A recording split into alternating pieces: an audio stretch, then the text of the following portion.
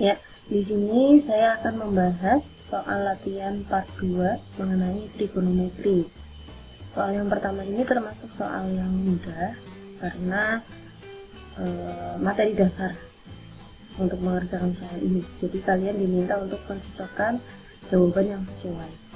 Nah, pertama-tama yang jelas harus dilengkapi dulu ketiga sisi dari segitiga yang ditampilkan ini.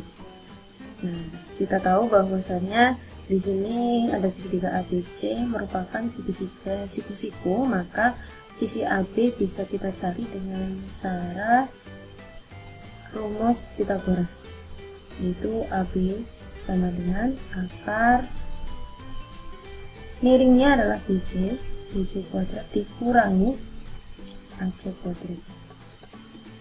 Nanti kalau kita peroleh sisi BC adalah 3 kuadrat dikurangi AC adalah akar 3 kuadrat, maka diperoleh akar 9 dikurangi akar 3 dikuadratkan, berarti hasilnya adalah 3, sehingga 9 dikurangi 3 hasilnya adalah 6. 6 ini tidak bisa disederhanakan lagi, berarti panjang sisi AB adalah akar 6. Nah, kemudian kita cocokkan dengan pertanyaannya. Yang ditanyakan adalah nilai dari tan B. Kita ingat bahwasanya ada perbandingan sin, yaitu demi, terus cos, yaitu sami, kemudian tan, rumusnya D per sa. Nah, kalau dari pertanyaan yang A, tan B, berarti kita gunakan rumus D per sa, tetapi sudut yang kita gunakan di sini adalah sudut B, berarti depannya B dan sampingnya B. Di sini depannya adalah akar 3, sampingnya akar 6, berarti tan B adalah akar 3 per akar 6. Karena di sini belum ada pilihan yang sesuai dengan akar 3 per akar 6, maka kita sederhanakan dulu. Akar 3 per akar 6 itu kalau dirasionalkan berapa? Jadi dikali akar 6 per akar 6. Akar 3 kali akar 6, maka hasilnya akar 18. Kemudian akar 6 kali akar 6 berarti 6. Akar 18 sendiri itu kalau disederhanakan bisa menjadi akar 9 dikali 2 dibagi 6. Akar 9 adalah 3 akar 2 dibagi 6. Maka ketika kita sederhanakan lagi, 3 sama 6 bisa dibagi atas 1 bawah 2, hasilnya menjadi 1 per 2 akar 2. Pilih yang cocok adalah yang ya, 1 per 2 akar 2. Kemudian selanjutnya yang ditanya adalah tan C. Kalau tadi yang dilihat sudut B, berarti kita sekarang melihat tan C, sudut C. Sudut C itu depannya akar 6, sampingnya akar 3. Jadi kebalikan dari yang di pertama ya. Lihat dulu. Nah, kebalikan yang pertama berarti ini akar 6 dibagi akar 3. Nah, kalian boleh merasionalkan lagi, tetapi di sini kalian bisa menggunakan juga sifat akar. Akar itu kalau dikali dan dibagi sebenarnya bisa. Jadi akar 6 dibagi akar 3 itu sama saja akar 6 dibagi 3. Hasilnya adalah akar 2. Nah, berarti yang cocok di situ yang sesuai dengan tan C adalah akar 2. Akar 2. Kemudian selanjutnya untuk cos B, cos rumusnya sami, tapi yang dilihat adalah sudut B. Sanya sudut B adalah akar 6, mi-nya 3. Berarti ini senilai dengan akar 6 per 3. Jika kita pisahkan akar dengan bilangannya berarti sama saja 1 per 3 akar 6. Itu yang atas ya. 1 per 3 akar 6. Terakhir, kita diminta mencari hasil perkalian sin B dan cos C.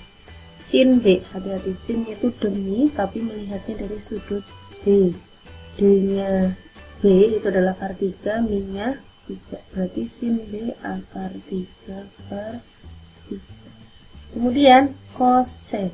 Cos itu rumusnya sa per mi, tapi melihatnya dari sudut C. Sa-nya adalah akar 3, kemudian miringnya 3. Jadi akar 3 per 3 juga. Dikalikan, maka yang atas hasilnya 3, yang bawah 9. Kalau disetengahkan menjadi 1 per 3. Nah, berarti yang ini 1 per 3. Berikutnya saya ambil pembahasan nomor 4 atau 5. Nah, di sini soal tentang sudut berelasi ya. Jadi untuk mengerjakan sudut berelasi, saran ustazah kalian harus tahu yang pertama sudut istimewa, berarti dari 0 derajat, 30 derajat, kemudian 45 derajat, 60 derajat, 90 derajat, baik nilai sin ataupun cos. Nah, di sini karena yang terlihat soalnya berupa sin sama cos, jadi saya tuliskan sin dan cos. Sin mulai dari huruf n, berarti 0, naik jadi setengah, kemudian setengah akar 2, kemudian setengah akar 3, kemudian 1. Cos kebalikannya sin, karena huruf s berarti mulai dari 1 surut, setengah akar 3, setengah akar 2, kemudian setengah, lalu 0. Nah, selain mengetahui sudut istimewa, kalian juga harus tahu nilai-nilai di setiap kuadrannya. Nah, kalau ustazah cukup menuliskan patokan-patokan nilainya dari 0 sampai 90 sampai 180, kemudian 270, terakhir 360. Tapi berhubung di sini kita boleh memilih, tidak ada aturan menggunakan yang sumbu X atau sumbu Y, saran ustazah yang menjadi patokan adalah 180 dan 360. Kemudian jangan lupa al-sin-ta-kon, cos. Ini yang nilainya positif di setiap kuadrannya. Syarat cepat mengerjakannya, contoh nomor 4. Ya, di sini nomor 4 ada cos 330. Fokus posisinya di kuadran berapa? 330. Ya, betul, di kuadran 4, berarti nilai cosnya positif.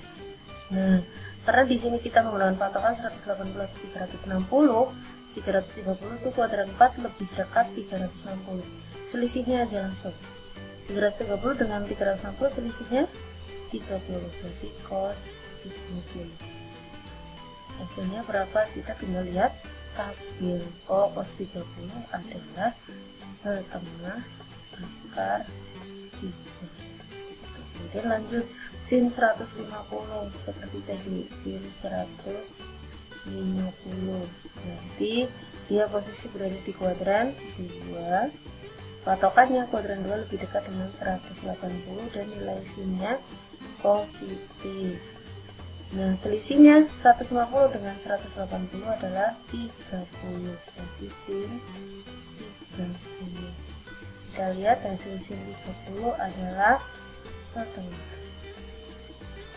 Lanjut untuk berikutnya sin 210. Sin 210. Tadi ya, kita lihat kuadrannya posisinya ternyata di 3. Patokannya berarti 180. Karena ini nilai sin di kuadran 3, yang positif hanya kan dan kebalikannya, berarti sin negatif. Sin selisihnya dengan 180 adalah 30. Berarti hasilnya sin 30 kan setengah, ini setengah. Lanjut untuk berikutnya sin 330. Sama dengan tadi, kita fokus kuadrannya dulu, ternyata kuadran 4. Nilai sinnya nggak mungkin positif ya, karena di sini yang positif cos berarti min.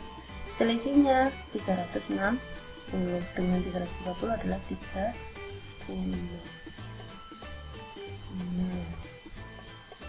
Berarti nilainya adalah min sin 30 setengah. Nah, sekarang kita gabungkan sesuai dengan yang ada di soal ya. Jadi cos 330 adalah setengah akar 3, kemudian sin 30 itu setengah, kemudian dibagi dengan min setengah juga. Nah, yang ini saya dulu.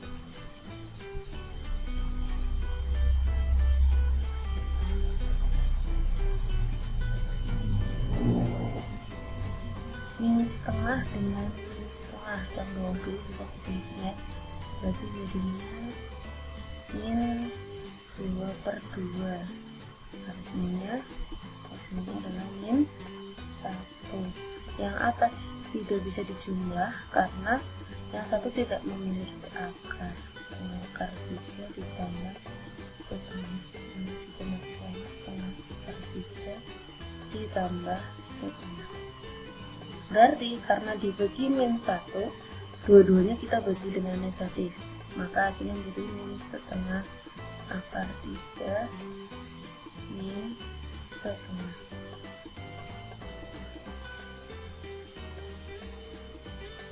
Ya, seperti ini. Berarti jawaban yang cocok adalah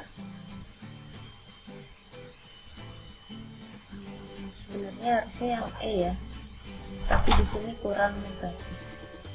Ya, kenapa bisa yang E? Karena setengahnya bisa kita keluarkan, setengah dalam kurung min akar 3 min 1. Kenapa? Kalau setengah dikali min akar 3 jadinya min setengah akar 3, setengah dikali min 1 hasilnya min setengah. Nah, seperti itu jawabannya yang E, tapi mohon maaf itu kurang tepat. Nah, coba kalian kerjakan sendiri yang nomor 5. Yang penting kalian sudah tahu elemen unsur dari yang E.